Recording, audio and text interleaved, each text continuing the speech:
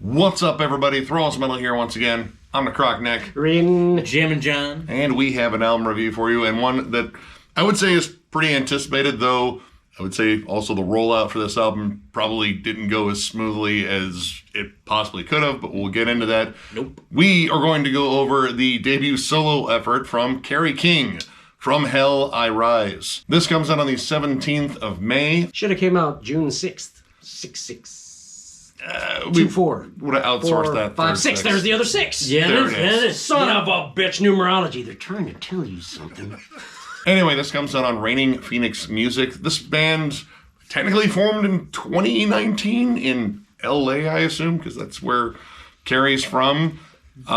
This is, again, the first solo album, and, well, I mean, it definitely features Kerry King. Otherwise, the title of this is pretty pointless. But it's also... He's got a lawsuit if he's not involved in this. Hey, I got this copyright. I don't know if you know that. But this is honestly kind of a super group. I mean, it features Mark Osegueda from Death Angel, Paul Bostaph of Slayer fame, of course, as well as like Forbidden, Testament, and probably a litany of other bands too. Phil Demo, recently freed from vio-lence, also has done time in Machine Head, as well as a bunch of other bands. And Kyle Sanders, who I mostly know because he is Troy Sanders' brother, and he also played in Hell Yeah, as well as Blood Simple. And tracks for this started coming out, I would say, late winter last year. Yeah. And, well, I mean, Kerry had been talking about doing a solo project for a while. Slayer officially retired. They, dropped the chains on stage. We're done. And, well, we'll get to that obvious, not quite truth there in a minute. So Kerry wanted to, again, just keep writing music, and since he only owns part of the name for Slayer, because I believe Tom owns the other part, so he formed this band, and, when tracks started coming out, of course, he was doing the press tour and talking a lot, because that's what Kerry King does, and may have said some things about, his time in Slayer, and about, other members not doing a lot, namely Tom Araya. He actually said that he was writing the bass lines on the last album, and, kind of said, like, yeah, I haven't talked to Tom since the split. And, it's kind of weird because I've been buddies with him all these years. And because of that, all of a sudden, Slayer announced, hey, guess what? We're back just for festivals. But, I mean, that's more than any of us expected because we thought they were done. And admittedly, that news really overshadowed the fact that this album was coming out because I almost kind of forgot about it. None of this surprises me. Motley Crue. Yeah. Better than Motley Crue. We're done. How much? Okay. Integrity and... When you're knocking on 60's door, if somebody wants to give you $250,000 for showing up to play your hits, you're showing up and playing your God Hates Us All hits. Equally, none of this surprises me either. Kiss.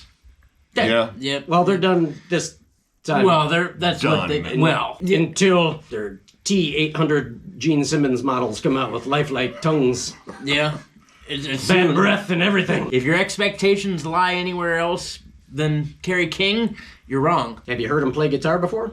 He's playing He's the still guitar playing again. guitar, believe it or not. Yeah. The album starts out with Diablo, which is Spanish for the Diablo. As soon as you hear that tone, I've heard that tone before on some of my favorite albums, and yeah, it's a chuggy Kerry riff. There's actually a big build-up, and to me it's almost got kind of a mid-career Priestish vibe going on. The guitar tone. Yeah. For sure. I mean, well, the production here was handled by Josh Wilbur, who, I mean, we have some intersecting lines here. This comes out on the same label as Deicide.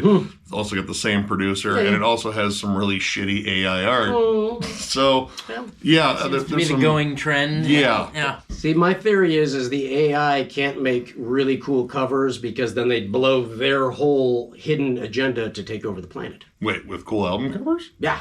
Oh. Yeah, if they put out like a Rise looking cover or something like this, like just totally, they'd be like, wow, what are you really thinking about, computer man? Winning the war. Yes, what war? Never you mind. Look, football. And that goes right into Where I Reign, which, honestly, that song kind of encapsulates a good chunk of this album. Fast, machine gun riffs. It's very thrashy. And Slayer riffs. I mean, Who would have thought? Yeah. right. A majority of this record to me sounds like just different eras of Slayer, with like a pinch more melodic at times. There are some like slight outside of the box stuff that is, outside of the Slayer spectrum on here, but for the most part, it definitely sounds like Slayer. And I mean, again, who would expect it to sound like anything else? But there's also the fact that I believe possibly half of these songs were songs that Kerry was working on while they were doing stuff for Repentless. So these might have just been cast-offs that he had a chance to actually work on and kind of polish up and put out there to sound like Slayer songs. Sure. Songs like Crucifixation, Idle Hands, Toxic, I mean, they all kind of lay on the tropes that you expect from particularly the songs that Kerry King would write in Slayer. There are points where you get those more creepy harmonies that are definitely more along the lines of like Jeff Hanneman's writing, but for the most part, this goes for like high octane aggression. It's fast, it's rowdy, it's pissed off, and I mean, another reason why it definitely sounds like Slayer is they got someone that sounds kind of like Tom Araya, but honestly, maybe a little bit better with Mark Osegueda. Mark Quesadilla, Mark Otsigo, Mark Onomatopoeia sounds a lot like if Tom Araya still had fire in his belly. A younger, not quite rich Tom Araya. Maybe not as Christly. Nothing wrong with it. Hey, whatever. Yeah, I believe the cadences he's doing are very reminiscent of some of the cadences Tom would do. Maybe a little more on tempo and hitting the one than Tom has been doing in the later Slayer years. But I dig his vocals. They're aggressive and pissy. Yeah, I mean, I've been listening to Death Angel for years, and I think that dude's an absolutely underrated vocalist. Like, not just in terms of like his raspy, thrashy vocals. The dude's a solid singer too. And he can cover different styles. Not that he's doing different styles on this particular album, but check out everything he's done in his, 30, 40, 60-year career. I will say the vocals on here sound like they hurt. One of the articles I read, or maybe it was one of the interviews Kerry did, he did comment on that. He's like, are you going to be able to recreate this live? And Mark assured him that he could. And I assume that he could, since he has been a vocalist for quite a while. So I would assume that he knows what's going to thrash his throat or not. Honestly, his vocals, I think, really drive these songs. Because, I mean, like, the riffs are kind of what you expect. Again, there's a couple of songs that are a little bit outside of that, but his vocal presence and his really cool cadences, I think, kind of add, like, an extra just oomph to these songs. And he notably does sound harsher than he does in Death Angel. And there are points on here where, like, it sounds like there's, like, a weird sort of, like, filter on his voice to make it sound even more harsh, but his vocal performance on here, I think, is probably one of the biggest standouts. It's probably his youthful exuberance. I mean, he is a little bit younger than the rest of the guys. I mean, Death Angel started when they were like 14? Paul's definitely still got it. Oh, I mean, yeah. Hell of a drummer anyway. I've always loved Paul Bostaph. And songs like Residue, he's got a cool isolated tribal drum section. In Crucifixation, he's got a bunch of isolated drum moments, like a bunch of like, I wouldn't call them solos, but a bunch of times where he just kind of spices up turnovers and whatnot. Nice jam section. It's still, he's still on it, for sure. No, he's been a solid drummer for years. I mean, I pretty much expected him to knock it out of the park. And Phil Demmel, I think he does a good job trading off leads with Kerry. And honestly, I was kind of surprised that Kerry did most of the leads on here. And sometimes they don't necessarily sound like a straightforward Kerry King lead. But I'll also say that most of the time they sound like a Kerry King lead where it's, dive bombs, squealies, lots of love on that whammy bar. But there are some more flashy, more melodic solos on here that I was surprised to look in the liner notes and see, like, no, that isn't Phil Demmel. That is Kerry King doing that. Interesting. But Phil often does a good sort of counterpoint with them. The switch-offs are really clear because Phil, he's got more of a knack for melody, I would say. Where I Rain, you can pick out his solo because there's like some like neoclassical licks that kind of come up, and that's not Kerry. That's never been Kerry. And then immediately the next solo is dive bombs and squealies. Like, there you are. That's exactly what I thought I was going to get. And it's not without groove. It's not all straightforward thrashy bangers, although thrashy bangers is... most of it. It's an explanation you could make for really every track. Could have been the title of the album. It could have been Thrashy Bangers. Kerry King is back Thrashy Bangers. with Thrashy Bangers.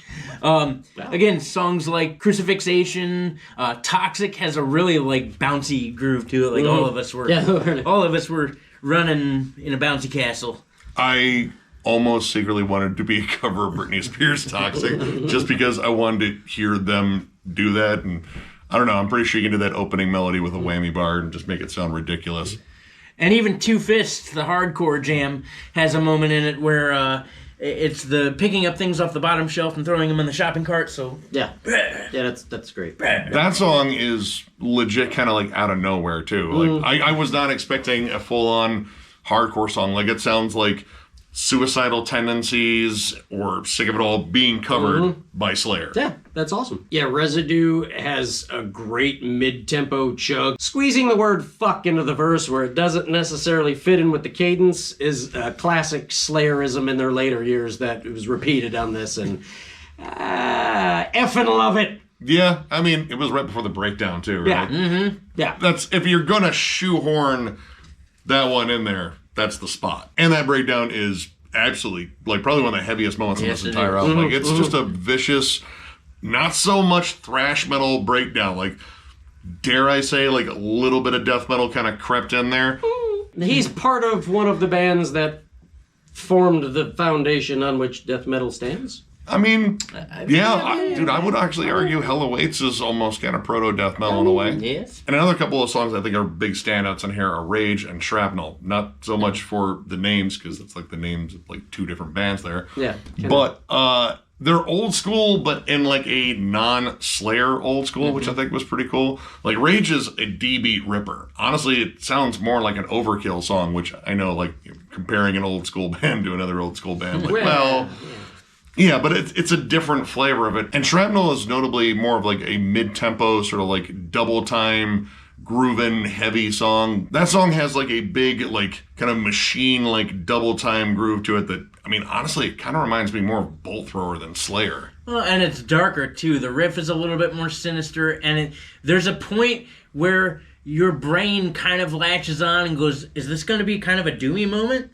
And it never really hits that, but it's there. Like, the potential for it is there. They do doom it out a little bit at the end, but it should have been much doomier. Yeah, more of the doomy vibe going on, and that jammy part in Crucifixation. I dig that. I could just see them, when they were jamming it or recording it, just probably smiling after, like, yeah.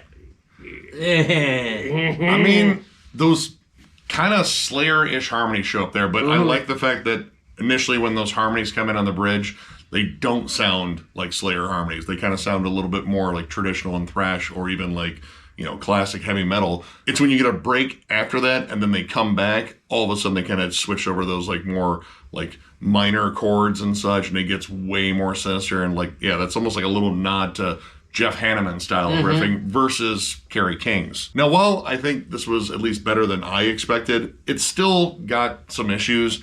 Namely, it kind of has one gear for the most part. There are some, you know, bits where they kind of get off the beaten Slayer path, but a lot of this, I mean, it kind of does sound like Slayer retread. The opener, Diablo, I mean, it's okay, but it was kind of a throwaway. Same thing with, you know, Idle Hands and Trophies of the Tyrant. I just thought they kind of sounded like, well, Slayer B-sides, which, again, part of this might have been Slayer B-sides. Trophies of the Tyrant is Bloodline Part 2.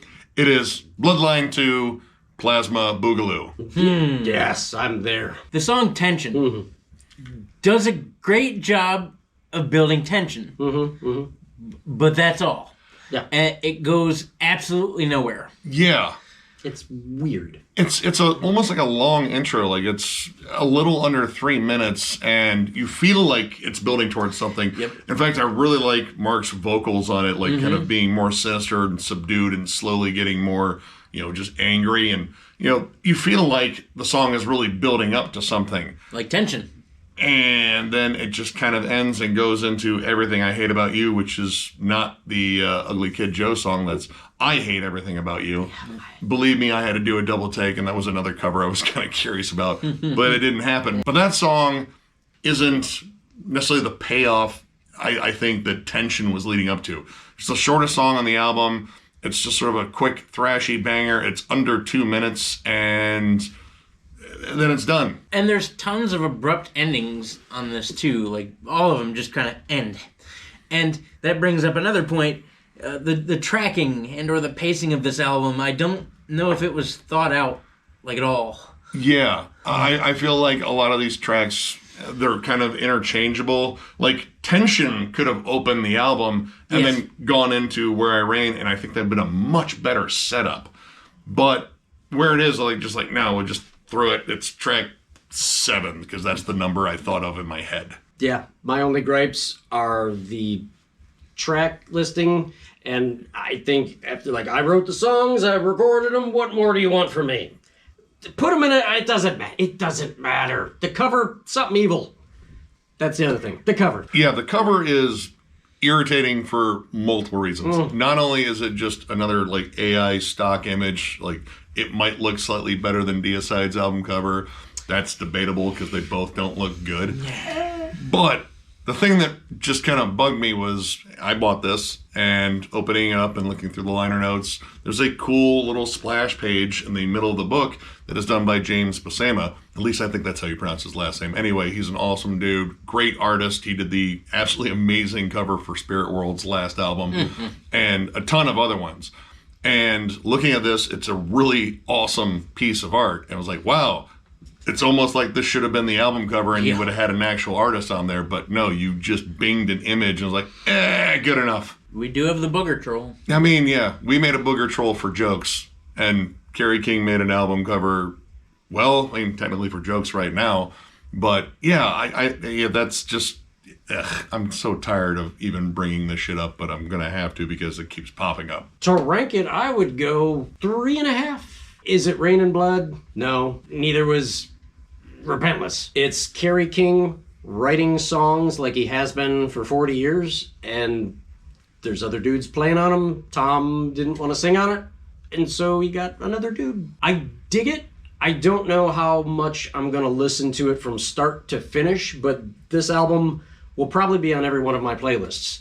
And when it comes up on a song, I'm like, oh, yeah, who's it? Yeah, sounds like Slayer. That's right, yeah. It's more of the sounds I like. It's not Dead Skin Mask. It's not insert favorite Slayer song here. But it's that sound. It reminds me of when Damage Plan came out. It wasn't Pantera, but that sounds like Dime. It is Dime. That sounds like Vinny. That is Vinny. Well, this sounds like Kerry. It is. I like the way he sounds. I want to hear the Widdly Wee. Yes, Widdly Wee. I want to hear Kirk Hammett's wah. I want to hear Zakk Wylde's pinch harmonic. I want to hear their little nuances. Check it out if you like Slayer. I like Slayer. I'm going to go with a 3. Honestly, I didn't have like the biggest expectations for this, but honestly, I think it's pretty decent. It's definitely got its pitfalls here and there, and the Damage Plan comparison, I think, is pretty accurate. Except I would listen to this over Damage Plan because I didn't like that album very much. Yeah, I know. That's me. This is Kerry. I don't know. But legit, like, if you have a playlist of Slayer, you could probably shoehorn this album in that playlist, put it on random, and when they come up, it's like, yeah, you know what? Honestly, I probably thought that was a Slayer song. Yeah. They all kind of have that vibe. There are definitely some elements in here I like. Again, Mark does a great job on vocals. There's some really good lead trades on here. And also there's a couple of times in here where Kerry just isn't doing dive bombs all the time. But yeah, the riffs on here, while they're stock for the most part, they're still pretty entertaining. Like, would I take this over any Slayer album? Probably not. But, you know, I think it's pretty decent overall. If you're a big fan of Slayer, then check this out because that's pretty much the target fan base there. I'm also at a 3. It's Slayer, but it's not. There are little tropes about this that make it not so much Slayer, but they come in little moments. Like, there's a couple riffs where you're like, well, that's not quite Slayer, but that's still cool. Then there's a couple leads where you're like, well, that's not Kerry, nor is it Jeff. I mean, it's kind of neat, but, you know, it's there. Paul's still rocking, but Paul's always been rocking. I'm not going to fault that man for anything. The vocals that Mark took the helm on, he did a good job with. It's Slayer, but it's not Slayer. And that's really all I can say on the matter. Like, I wish I could go on more and say, you know, this album was awesome and it sounded very unique to what it was.